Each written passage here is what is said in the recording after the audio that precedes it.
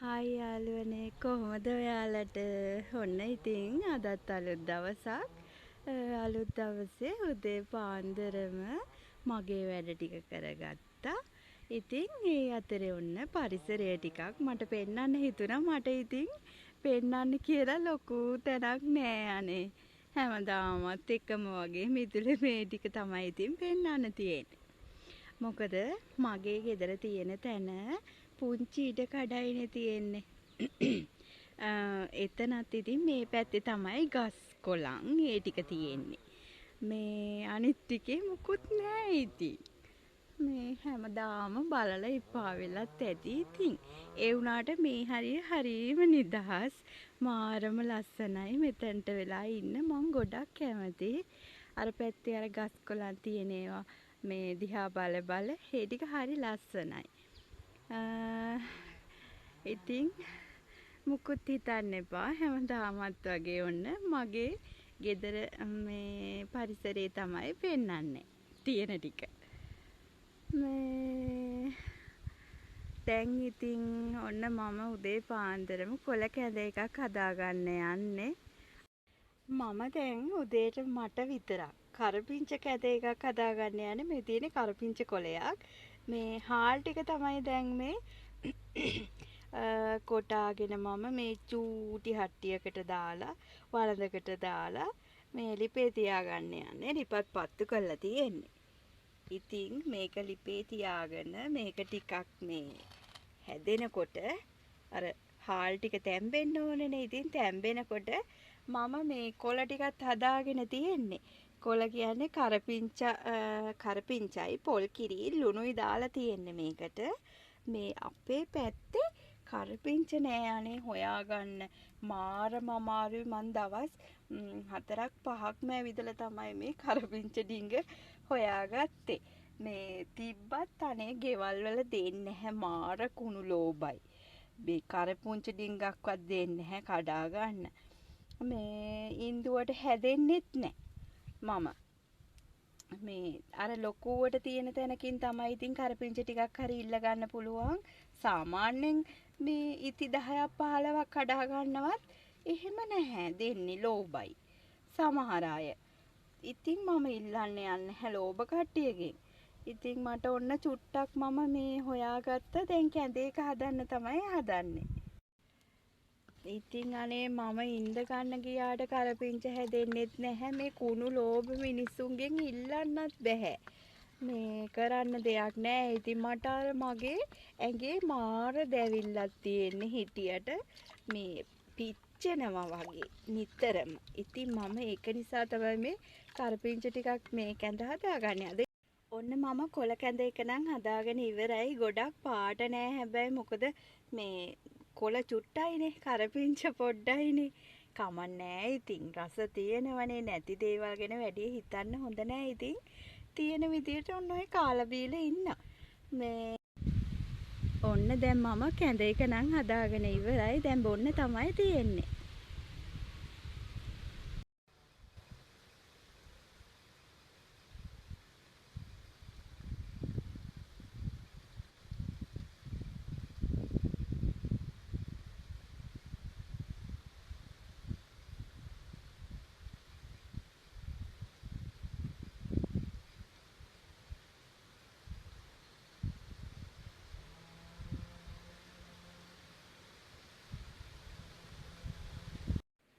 උදේම දැන් ඔන්න කොළ කැඳ එකත් මං හදාගෙන බීව්වා. බීලා දැන් ඉතින් මට මේ රෙදි ටික සෝදාන්න තමයි යන්න ඕන. අයියගෙත් රෙදි ගොඩ ගැහිලා මේ ටිකත් හොදගෙන ඇඟත් සෝදගෙන එන්න තමයි දැන් හදන්නේ මම. ඔන්න ඉතින් රෙදි ටිකත් සෝදගෙන නාගෙනම ආවා මම. මේ අවුව තියෙන වෙලාවේ නාගන්න එක හොඳයිනේ. මොකද මේ නැත්තම් මට මේ ලෙඩ වැඩි නිසා ඔන්න උදේම නාගත්තා. මේ ගමම්ම දැන් ඉතින් මට මේ චූටි දූට හවස පන්තියට කෑම ගෙනිච්චේ නෑ අද. මේ බත් ඕනේ කිව්වා. ඉතින් උණුවට බත් එකක් අරන් එන්නේ කියලා ගියේ අද. ඉතින් මේ මම චූටි දූ කැමති නිසා මේ නූඩ්ලස් එකක් හදාගෙන යන්න තමයි හදන්නේ. දැන් ඒකට තමයි ලෑස්ති වෙන්නේ. නූඩ්ලස් එක මේ තම්බ ගන්න වතුර එකකුත් ලිපේ තියලා මම දැන් උවමනා කරන දේවල් ටික මේ කපලා ගන්න හදන්නේ. කැරට් ලීක්ස් මේ වගේ මේ උවමනා දේවල් ටික මේ ඒක තමයි දැන් ලෑස්ති කරගත්තේ. බලමු දැන් මේක මේට උවමනා කරන දේවල් මම මෙතන ලෑස්ති කරන ගමන් තමයි ඉන්නේ.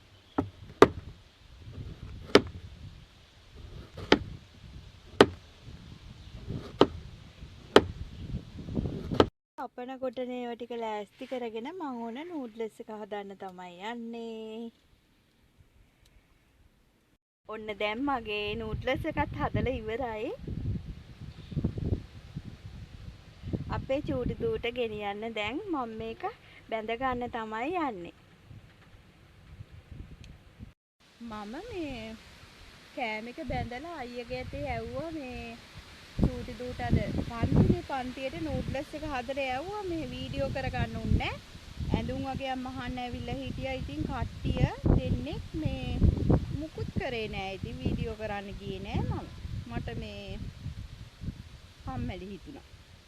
ඉතින් මම නූඩ්ලස් නම් කටේවත් තියන්නේ නෑ. මට හරිය අමාරුයි හිටියට. හුස්ම ගන්නත් බෑ, කන්නත් බෑ. මේ හරි හති. නිකන් පපුවට මහන්සි. මට මොකද්ද ලොකු අසනීපයක් තියෙනවා අප්පා. මොකද්ද දන්නේ නෑ. මැරෙද්ද දන්නේ නෑ මම. මැරෙන්නත් බයයි අප්පා චූටි දූ නිසා.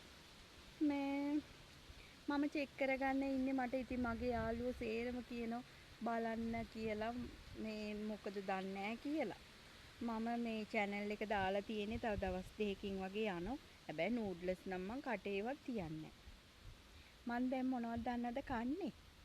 පරිප්පුයි මෙන්න බලන්න.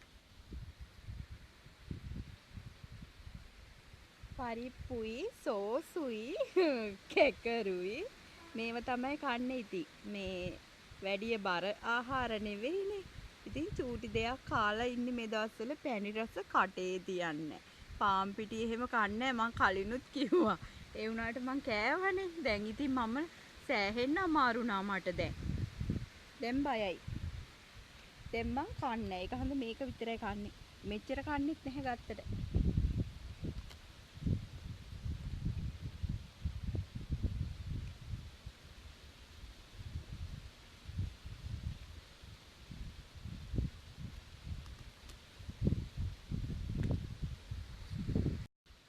අයියා මට හැමතිස්සෙම බනිනෝ මේ ජරාව කනවයි කියලා.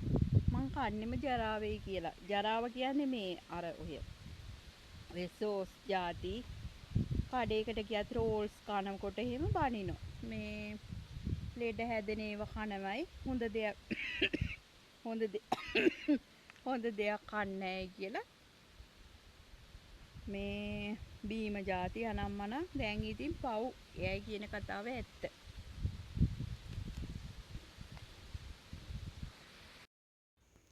මේ තියෙන්නේ අන්දර ගහක්. මේකේ මල් පිපිලා තියෙන මම දැක්කමයි. හරිම ලස්සනයි. මේ තියෙන්නේ දන් ගහක්. ඉතින් ඔන්න දන් තියෙන්නේ ගොඩ කාලෙකට පස්සේ. ඔන්න මන් දන් ටිකක් ඉතින් කඩා ගන්න තමයි මේ හදන්නේ. ඉස්සර අපි කෑවට පස්සේ ඔන්න දැන් තමයි මම කාලෙකින් දන් ගෙඩියක් කන්න හදන්නේ.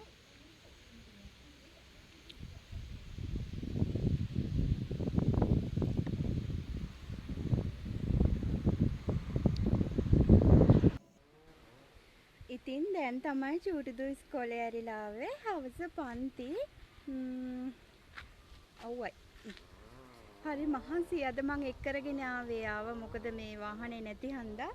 දැන් ඉතින් ඇවිල්ලා යාගේ සුදු ඇඳුම් ඔය ඇඳන් ගියපුවා කෑම් පෙට්ටිය අර මේවා සපත්තු එහෙම හොදන්න හදන්නේ. මං එදාම ඒව හොදනවා. මොකද මේ මහ වදේ මේ ගොඩ ගහගත්තම දැන් ඒ ටික සෝද ගන්න තමයි හදන්නේ.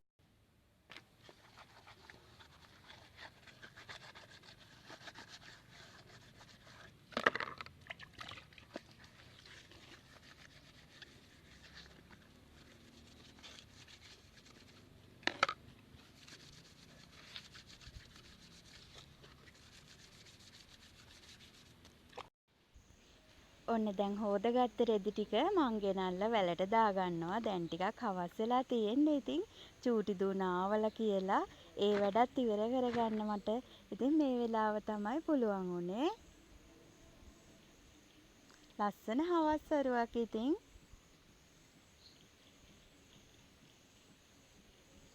ඉතින් කඩි මුඩියේ වැඩ ටික කරගත්තේ ඔන්න දැන් තමයි මම චූටි දූ එක්කගෙන ඇවිල්ලා.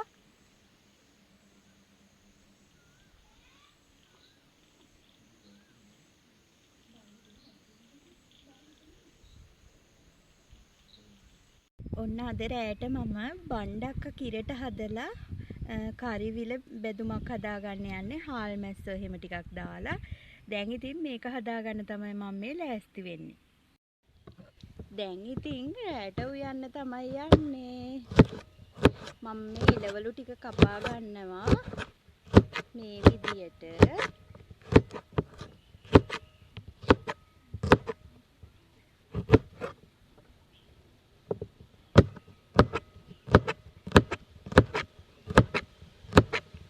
වේලාසන උයාගත්තම හොඳයි රෑට. මම දැන් කපන කියන ඒවා කරලා ඉවරයි. බණ්ඩක්ක ටිකත් ලෑස්ති කරගත්තා. ඊට පස්සේ කරිවිල බැදුමටත් ලෑස්ති කරගත්තා අවශ්‍ය දේවල් ටික. දැන් ඉතින් අපිට හදාගන්න තමයි තියෙන්නේ.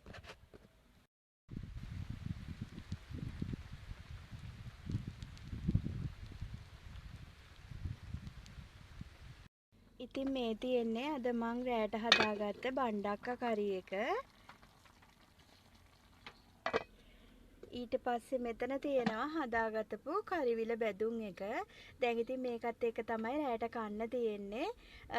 අද ඉතින් වැඩ ගොඩාක් වැඩි දවසක්. ඇත්තටම වීඩියෝ එකත් මෙතනින් අවසන් කරනවා. දැන් ගොඩාක් රෑ වෙලා තියෙන්නේ. ගිහිල්ලා අපෝ දවසක අලුත් වීඩියෝ එකක් අරගෙන එන්නම්. එතකන් හැමෝම පරිස්සමෙන් ඉන්න, සතුටින් ඉන්න. ආදරේ ඔයාලා හැමෝටම. බුදු සරණයි.